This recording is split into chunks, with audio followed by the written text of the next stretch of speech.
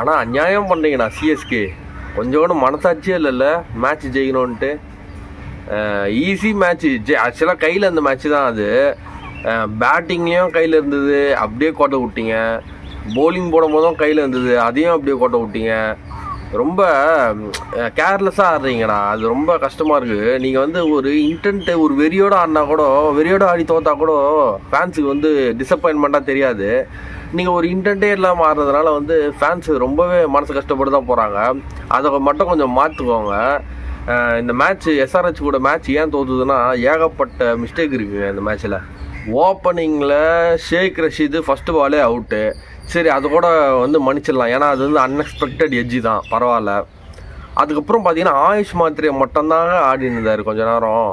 அதுக்கப்புறம் சாம் கரன்லாம் வந்து அவருக்கு சப்போர்ட்டிவாக எதுவுமே பண்ணல, ஒன்றுமே ஆடல. ஒன் டவுன் பிளேயராக ஒன்றுமே ஆடல.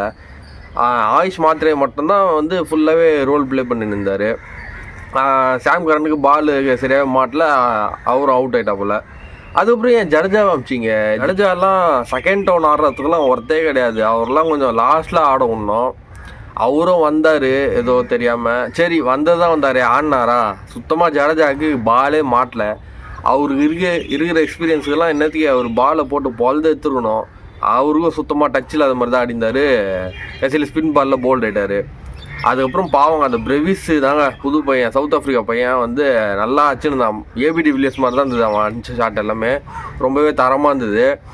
ஆனால் பாவம் அவனுக்கு பாருங்கள், அதான் லக்குன்றது. அவனுக்கு வந்து ஒரு நல்ல ஷாட்டில் அந்த சரியான கேட்ச் ஒன்று புச்சாப்புல எஸ்ஆர்ஹெச் பிளேயரு. அதுக்கப்புறம் அந்த தூபே, தோனி, கம்போஜி இவங்கெல்லாம் பேட்ஸ்மேன்னு சொல்கிறாங்க, யாருமே சரியாகவே ஆடலைங்க. தோனிலாம் கேர்லெஸ்ஸாக அவுட் ஆன மாதிரி இருந்தது. அங்கே ஃபீல்டர் இருக்காரு, அவருக்கு தெரியும், இருந்தாலும் அவரே கேட்ச் ஊற்றுட்டு போன மாதிரி இருந்தது. அதுக்கப்புறம் நூர் அகமது பவுலரு, ஓகே, அவருக்கு வராது. கலீல் அகமது சுத்தம், அவருக்கும் வராது, ஓகே. இந்த நடுவில் ஹூடான்னு ஒருத்தன் இறங்கினான்பா. அவன் வந்து எதுக்கு ஆடினானே தெரில. அவன்லாம் ஒரு பேட்ஸ்மேன் சொல்லிட்டு அசிங்கமாக இருக்குது சிஎஸ்கேல. ஏன்னா வந்து அவ்வளோ நேரம் ஆடுறான், லாஸ்ட் ஓவர் கிடச்சிருக்கு, ஃப்ரீயாக அடிக்கிறதுக்கு சான்ஸ் கிடச்சிருக்கு, அதெல்லாம் யூஸே பண்ண தெரில அவனுக்கு. அவன்லாம் எதுக்கு சிஎஸ்கேல ஆடுறானே தெரில. ஒரு காலத்தில் நல்ல பிளேயர் தான், இல்லைன்னு சொல்ல. இப்போ வந்து எதுவுமே சரியாக ஆட வரலன்னும் போது எதுக்கு சிஎஸ்கேல எடுத்துருக்கணும்? அதுதான் என்னோடய கொஸ்டினாகவே இருக்குது. ஸோ ஹூடா வந்து such a useless selection for சிஎஸ்கேன்னு தான் சொல்லுவேன். பிரெவிஸ்லாம் ஆடும்போது 200க்கு எக்ஸ்பெக்ட் பண்ணியிருந்த சிஎஸ்கேவோட ஸ்கோரு வெறும் 150லேயே சுருங்கிடுச்சிங்க. எனக்கு அப்போயே தெரியும் இந்த ஸ்கோர் பத்தாது, எஸ்ஆர்ஹெச் ஜெயிச்சிருவாங்க அப்படின்னு. இருந்தாலும் மேட்ச் உட்காந்து கொஞ்சம் பொறுமையாக பார்த்தேன். Second half SRH batting, Abhishek Sharma ஓகேங்க, கலீல் அகமது நல்லா போட்டார், ஒரு நல்ல பிளேயரை இமீடியட்டாக விக்கெட் எடுத்தது ஒரு பாசிட்டிவ் சைன் தான். ஆனால் அதை வந்து கண்டினியூ பண்ணாங்களா அப்படின்னா இல்லைன்னு தான் சொல்லுவேன். இஷான் கிஷனை வந்து நீங்கள் அவ்வளோ நேரம்லாம் ஆட விட்டுறக்கூடாது. அவரை வந்து கொஞ்சம் சீக்கிரமாக முடிச்சு வந்துருக்கணும்.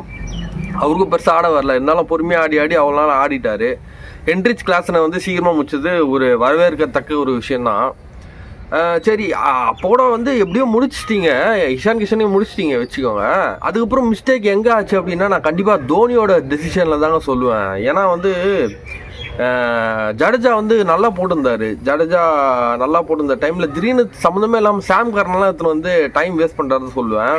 அதே மாதிரி வந்து நூர் அகமதும் நல்லா போட்டிருந்தார். அந்த டைமில் கூட சாம் கரன் வந்து நடுவில் எடுத்துகிட்டு வந்து தேவையில்லாமல் கொஞ்சம் ரன்ஸ் போச்சு. அவ்வளோ கண்ட்ரோல் பண்ணி இந்த ரன்ஸு வேஸ்ட்டாக விட்டா மாதிரி எனக்கு ஒரு ஃபீல் ஆச்சு. அதுக்கப்புறம் பார்த்தீங்கன்னா ஒரு நூர் அகமது ஒரு பால் ஒன்று போடுவார், வைடு போடுவார். அதை வந்து தோனி மிஸ் பண்ணார். அவ்வளோ டைட்டாக டஃப் பண்ணின்னு வந்த ரன்னை கீப்பிங்கில் வந்து பாலை பிடிக்காம அந்த பால் வந்து 4க்கு போவோம். 4ல் வந்து பின்னாடி வந்து பத்திரானா நிற்பார், அதை கூட விட்டுருவார். அவர் 2 பேரும் மிஸ் ஆகி அந்த பால் 4 போவோம். அதெல்லாம் வந்து 5 ரன்ஸு வைடு 5 ரன்ஸுன்றது வந்து வேஸ்ட் ஆஃப் ரன்ஸுன்னு தான் நான் நினைக்கிறேன். அப்புறம் லாஸ்ட் டைமில் பத்திரானாக்கெலாம் சுத்தமாக கையே வரல. பத்திரானாலாம் நீங்கள் லாஸ்ட்டில் வந்து போடுற அளவுக்குலாம் ஒருத்தான போலரே கிடையாது. மலிங்கா கூடலாம் தயவு செஞ்சு கம்பேர் பண்ணாதீங்க. பத்திரானாலாம் மலிங்காலாம் யாக்கர் நினச்சா 6 பாலும் போடுவார். பத்திரானாக்கு கையே வரலாம், காலம் வரல, எல்லாமே ஸ்லிப் ஆகிருந்தது நேற்று. அந்த பால் வைடு நோ பாலு சொல்லிட்டு போட்டு எல்லாத்தையும் போட்டு கன்றாவே போலிங் போட்டிருந்தாப்போல பத்திரானா. அதுக்கப்புறம் பார்த்தீங்கன்னா வேஸ்ட்டாக இந்த நூர் அகமது 2 நோ பால் போடார் அந்த ஓவரில்.